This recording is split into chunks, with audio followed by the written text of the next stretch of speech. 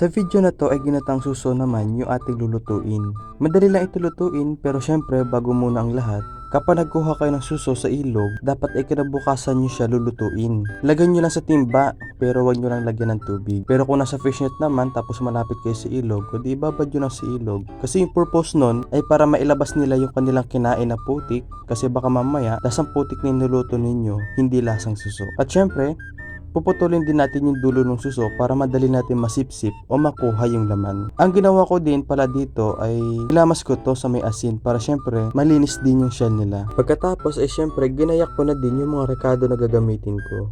Sibuyas, bawang paminta at ginisamik. Nasa inyo na rin kung gagamit kayo ng seasoning. Kumuha na rin ako dito ng konting talbos ng gabi at talbos ng sili. Kung may kalabasa kayo dyan, ay pwede nyo iyon na ihalo sa suso. Syempre, huwag din natin kakalimutan yung gata ng niyog. At dahil ready na, syempre, pwede na natin ito nalutuin. Sa pagkakataon na ito, ay ginisa ko muna yung mga rekado. Ayan, muntik pa masunog. At nasa inyo na rin kung paano yung paraan ng inyong pagluluto. Sinunod ko na rin dito yung gata ng niyog. Tinansya ko rin yung paglalagay ng seasoning mix kasi baka mamaya maglaway na rin yung kakain.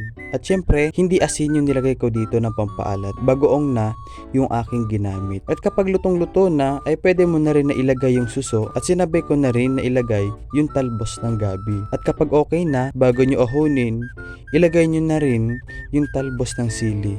Tapos, ayun, okay na. Simple lang yan at madaling lutuin.